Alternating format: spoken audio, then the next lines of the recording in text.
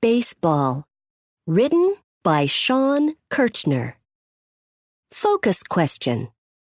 How has the history of baseball shaped the sport we know today?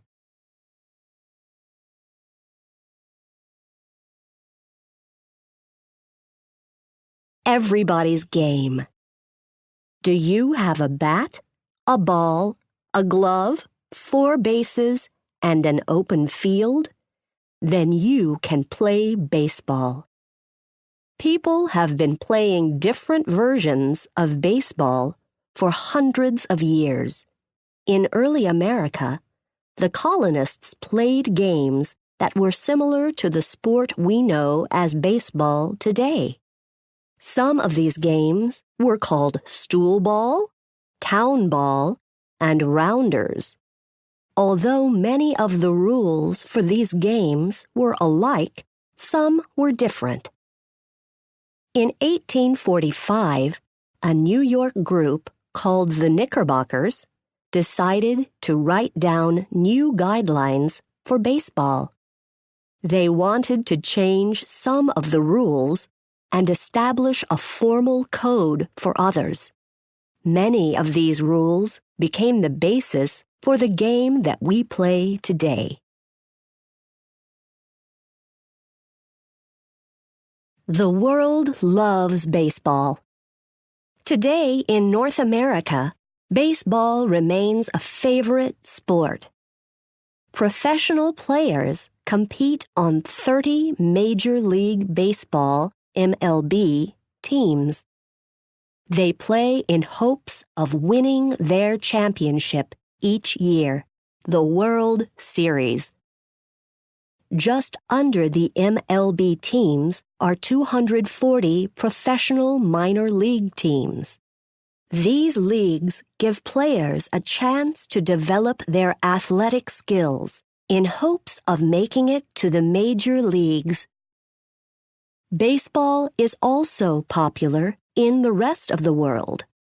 The sport is played in over 100 countries, and millions of fans enjoy watching it worldwide. The distance between bases is 90 feet, 27 meters. The distance between the pitcher's mound and home plate is 60.5 feet, 18 meters. 9 players are on the field. The infield has 4 bases that form a diamond. The right, center, and left field players are called the outfielders. They must be quick runners in order to catch fly balls. They also must be accurate when they throw balls to an infielder or baseman to get an opposing player out. Baseball rules. The baseball playing field is sometimes called a diamond because of its shape. It has a pitcher's mound, 4 bases, an infield, and an outfield. Baseball games are divided into 9 innings. An inning is a basic unit of play that is divided into 2 halves. The first half is called the top of the inning, and the second half is called the bottom. A baseball game has 2 teams. Each team has 9 players. While one team plays in the field, members of the other team take turns hitting the ball with the bat. The batting team stays up to bat until the fielding team gets 3 batters out.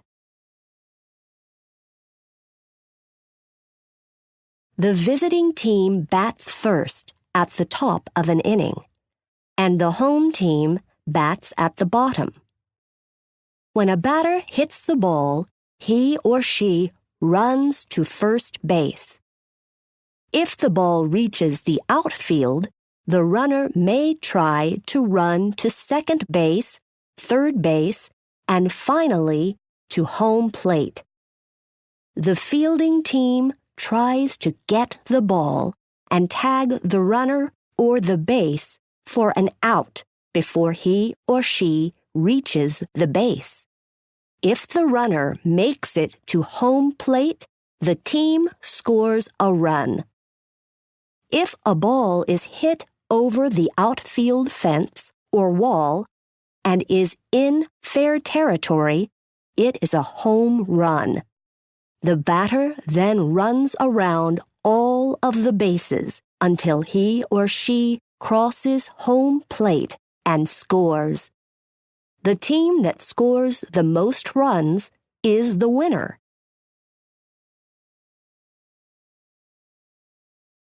A look back.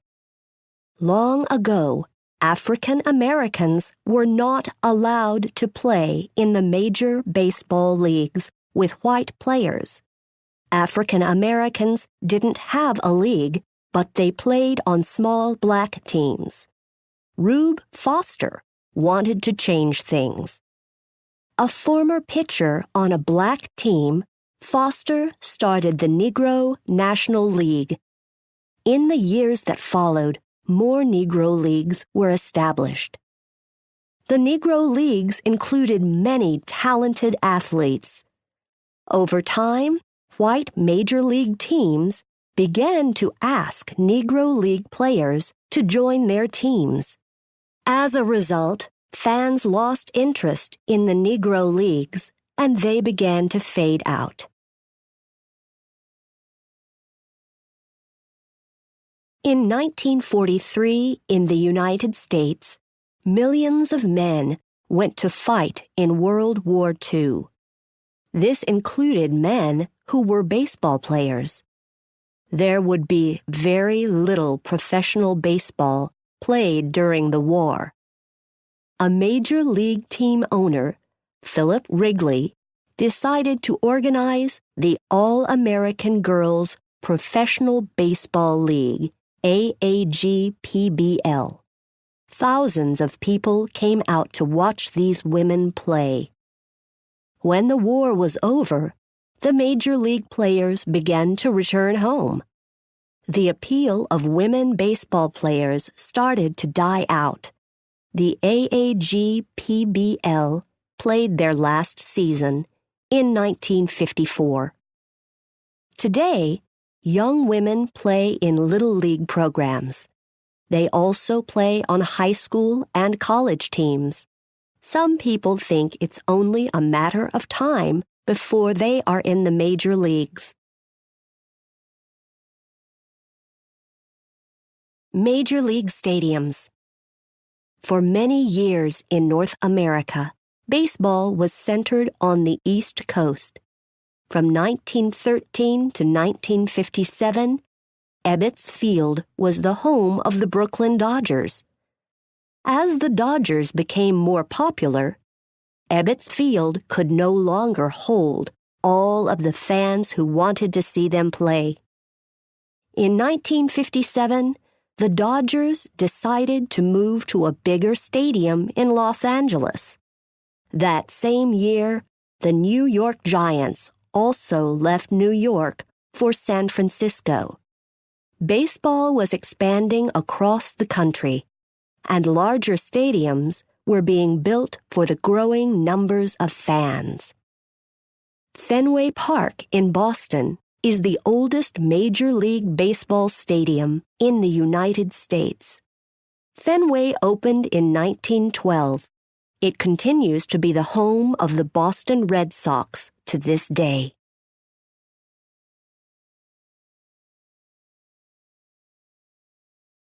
Wrigley Field in Chicago is the second oldest stadium in America.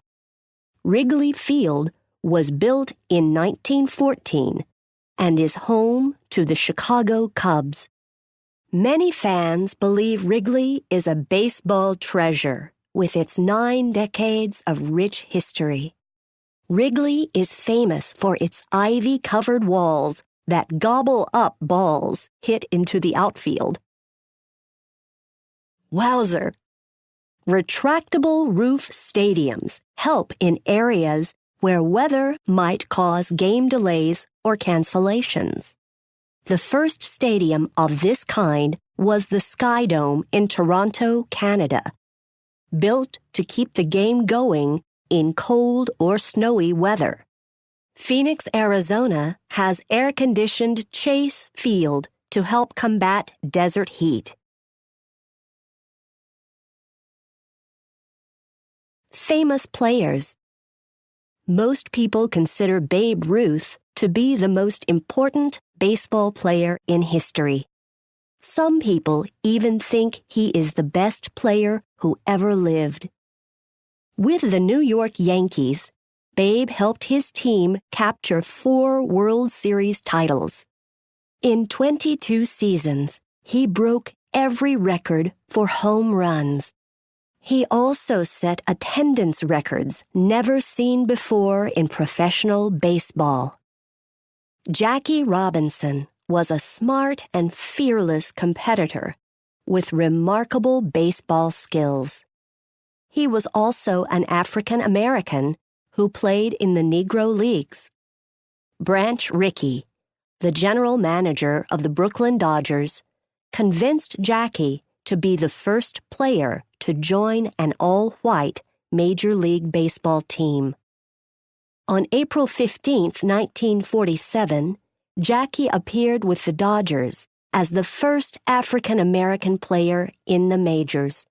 He became a national hero. Roberto Clemente was another baseball great. Born and raised in Puerto Rico, Roberto played for the Pittsburgh Pirates from 1955 to 1972. His famous home run in Game 7 of the 1971 World Series won the championship for the Pirates. Sadly, Roberto died in a plane crash on his way to help earthquake victims in Nicaragua. Derek Jeter, a former Yankee shortstop, is a modern baseball hero. Derek was a leader in scoring hits and runs in the American League and was a 5-time World Series champion. When he retired from the game in October 2014, he said, "The thing that means the most to me is being remembered as a Yankee." A sport for all time. After a long winter, the baseball season begins with the arrival of spring and warm weather. Returning each year to the baseball season can take fans back to memories of their childhoods and of all the players they once rooted for and loved. Baseball is a wonderful pastime. Some people believe that baseball is like life. Everyone has a position to play, and all the players have to work together in order to succeed.